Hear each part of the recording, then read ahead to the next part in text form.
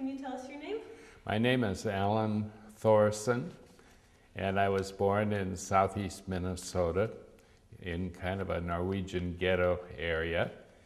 I went to Augsburg College and Luther Seminary. My first parishes were in South Dakota and more recently in Iowa, where I was when I retired. And were you ordained ALC or LCA?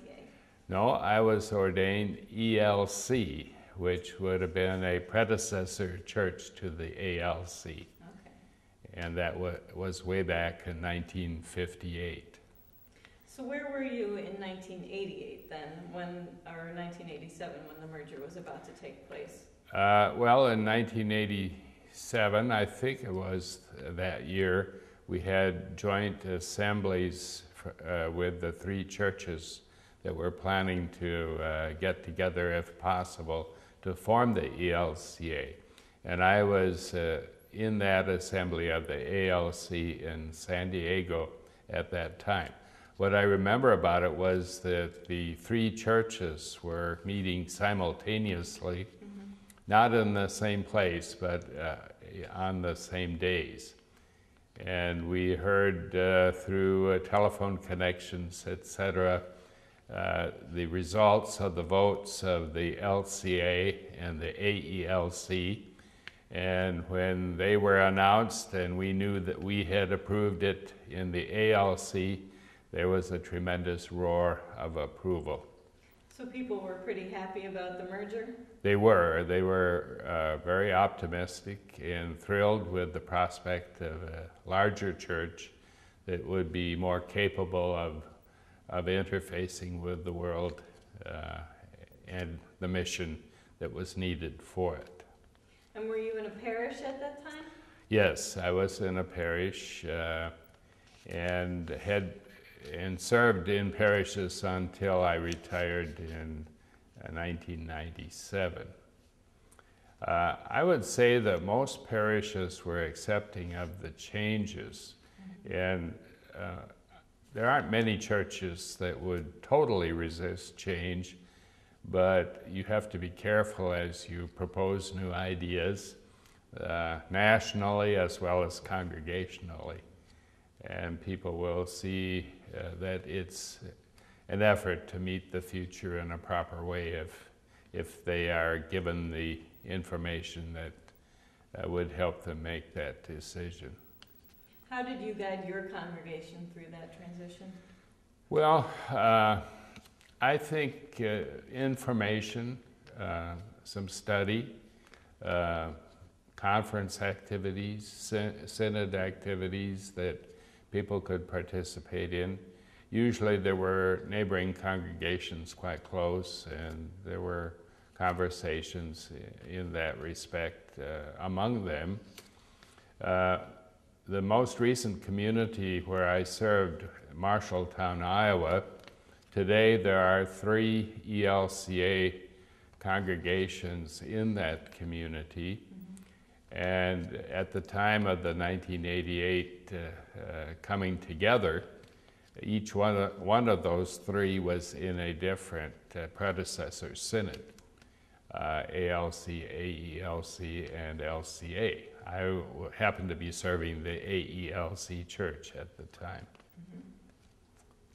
And also it was something that I was involved in respect to serving on boards of directors for some of the service agencies of the church. I was on the board for Bremwood Lutheran Children's Home in Waverly. That originally was from the old ALC church, and also on the board for Bethphagy, which was a service agency headquartered in Omaha, and it served people with developmental disabilities. That came out of the old LCA, and before that, the Augustana Synod. So when things were just starting up, did you have any hopes for what the new church would bring? Yes, and maybe in kind of a naive sense, most people were hoping that you could just add together the resources, the budgets, the people, the congregations, and from that point move confidently forward. There was a period of adjustment and maybe in some respects a bit of shrinkage and pulling back. So it was not an easy transition, at least nationally.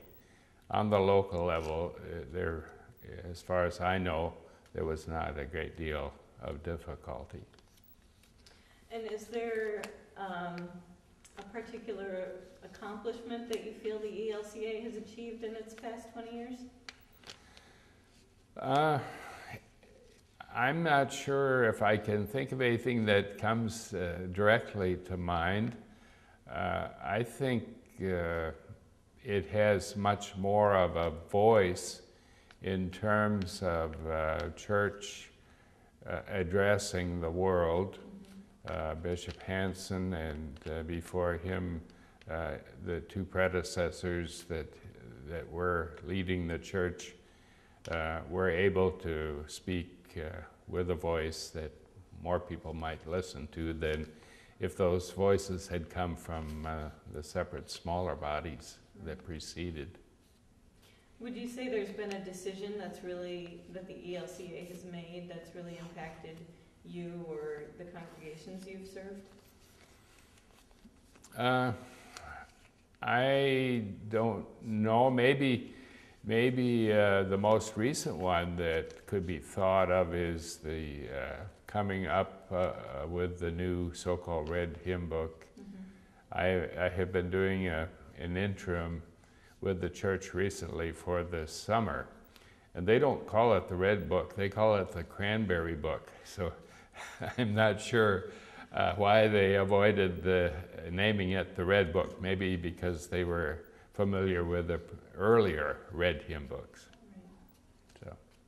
Is there anything else you want to tell us about the ELCA and your life as part of it?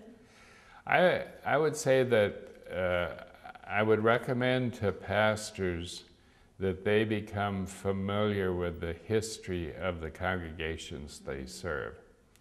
A lot of pastors will begin ministry with the parish and not understand that parish in regard to where are these people coming from. And that history may go back way beyond the beginning of the ELCA. And if you can understand who they were 20, 40, 60, 80 years ago and see how things have changed for them and what they have gone through, that really serves you better in terms of leadership and serves them better in terms of having a pastor who would resonate with their needs and their view of God's future for them as a church. All right. Well, thank you very much. Well, you're welcome.